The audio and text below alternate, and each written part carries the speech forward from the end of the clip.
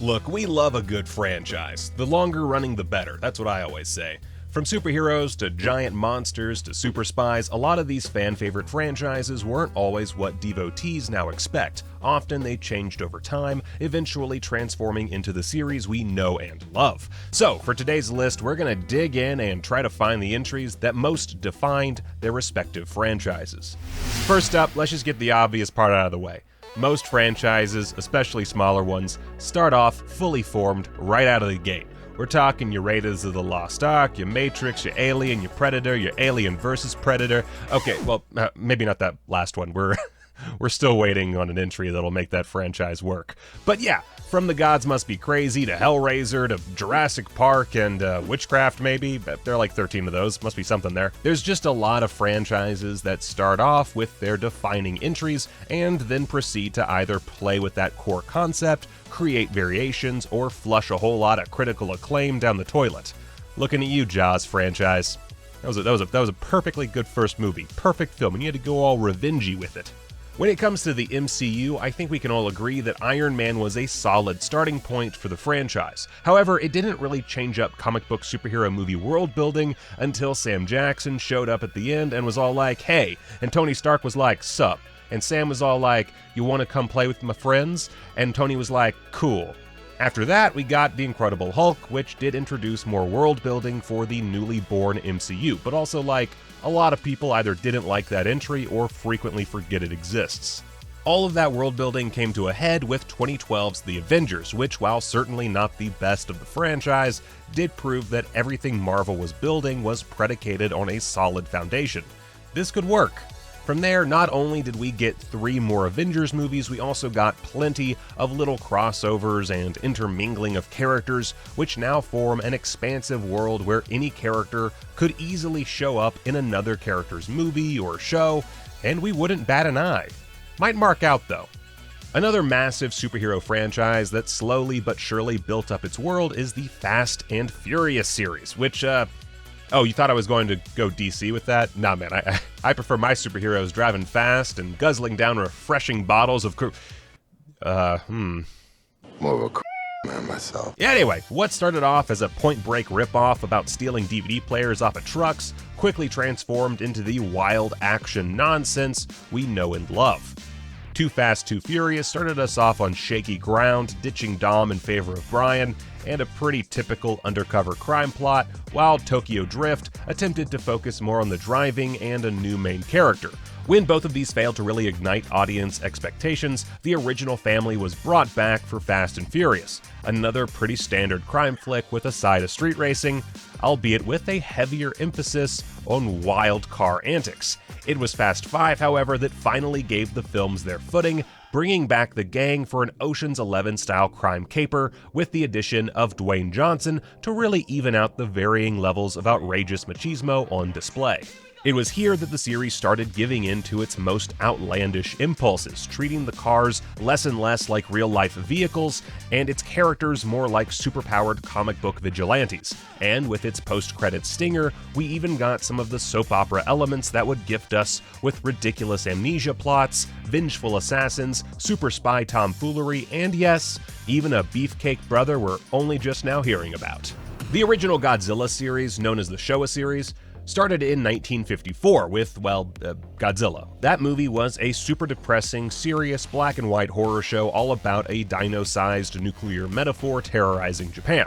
The following year's sequel, Godzilla Raids Again, was a rushed mix of that serious tone with a giant monster brawl that never quite works on either end, resulting in what many consider lower-tier Godzilla. From there, the series went into hibernation until 7 years later, when the Big Green Menace was brought back in glorious color to fight the more famous King Kong. This movie, itself full of slightly less depressing satire about Japanese media at the time, was far more interested in giant monster action and silly plot dynamics, which led to a far more entertaining viewing experience and one of the biggest openings in the franchise's history. From then on, most Godzilla movies would follow a similar style and formula, with the occasional change-up to keep things fresh. Some good, some great, and some, featuring a hell of a lot of Manila. Now, Godzilla is the longest film franchise on this list, but James Bond certainly ain't no slouch, with No Time to Die, his 25th official movie, coming out this year.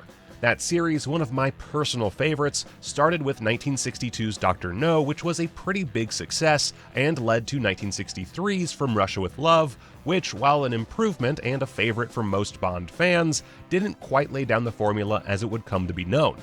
Dr. No had a memorable villain and lair, a Bond girl, basically all the ingredients, but being a fairly low-budget flick just starting out, it was missing key elements.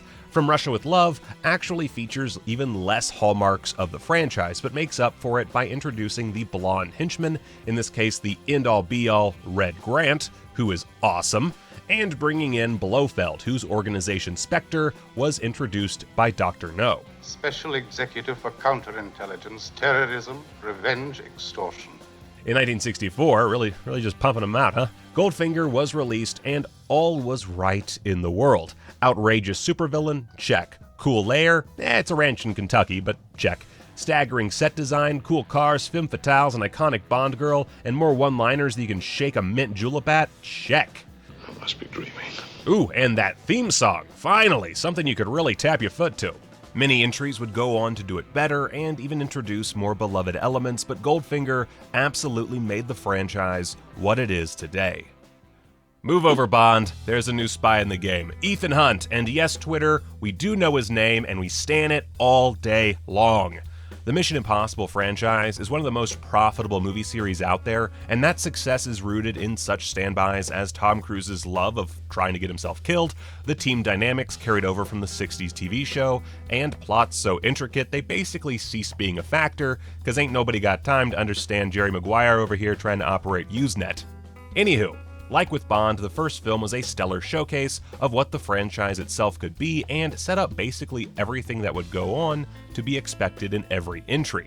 However, it took some experimenting to really nail the premise. The second film was a massive box office success, but didn't quite work despite its proliferation of doves and Thandie Newton. And the third film just didn't light everyone's fire. It was Ghost Protocol in 2011 that seemed to finally figure things out, making the teamwork side more important than ever, and centering all the action around one massive set piece, in this case climbing the Burj Khalifa. From there, 2 more entries would up the ante even further, with 2 in the pipeline ready to blow our minds with just how far one man will go to give every insurance adjuster in the world a collective heart attack. An argument could be made that X-Men First Class was really the defining moment for the franchise, putting it on a new path and introducing newer, younger, fresher versions of our favorite mutants. However, X-Men Days of Future Past was the one that took all of the little issues with its predecessors, ditched them on the side of the road somewhere, and started building a universe for its mutant heroes. Admittedly, that did lead to that Apocalypse dumpster fire, but that's better. Alright, let's dig into some R-rated action, shall we? Rambo. Bringing death and destruction to enemies of the United States, terrorists, human rights violators, and teaming up with his former teacher, POWs, the military, and the, Taliban. Yikes. John Rambo sure did cause a lot of heartbeats to nope right out of here. However, what some casual viewers might not realize is that this wasn't always the case. The first film in the franchise, 1982's First Blood, doesn't feature a single kill from Rambo himself, with the lone body bag belonging to this numbskull who falls out of a helicopter after John throws a rock. Sure, it's sorta on Rambo, but this is after these small-town D-bags decided to pick a fight with a Vietnam veteran played by Sylvester freaking Stallone. Just don't do that. Let it go. In Rambo First Blood Part 2, the character took on a new trajectory. The social commentary of the first film, a fairly subtle tackling of how America failed to look after veterans after the war, goes aggressively in your face when Rambo is sent to Vietnam to track down POWs still being held years later. Of course, it can't be that simple, and Rambo is betrayed by the men who are supposed to be his allies in an attempt to cover up American failings. This brutal satire is punctuated by Rambo very artistically exploding a dude with an arrow. It's pretty rad. The next 3 entries would up the ante, turning John Rambo from a peace-seeking victim of PTSD into a mass murderer for the ages. Speaking of mass murder, hey look, it's Jason Voorhees. While the hockey mask wearing bane of horny teens everywhere has become synonymous with Friday the 13th, it took a while for him to get there. The first film doesn't even feature Jason as the killer, and in the second, he breaks at least one Tim Gunn rule with this gaudy bag ripped off from The Town That Dreaded Sundown, before finally earning his mask an hour into part 3. Then in part 4, the final chapter, Jason is finally killed off by Corey Feldman and taken down for good. One imposter later, and part 6 rolls around, and Jason comes back from the dead, now stronger and more zombie-ish than ever. And there, 6 whole entries in, is where the franchise really figured itself out. Jason, who was running around as a backwoods boogeyman for years, was transformed into an undead legend. Then he fought Carrie and took a cruise to Canada and... oh boy. I could go on, but that's gonna do it for now. Okay, bonus entry, because I can't help myself. Mad Max started off as a near-future revenge flick on the Aussie highways, and transformed with its sequel, Mad Max 2, aka The Road Warrior, into a post-apocalyptic roller coaster ride that only got crazier with each sequel. I love you, Doof Warrior.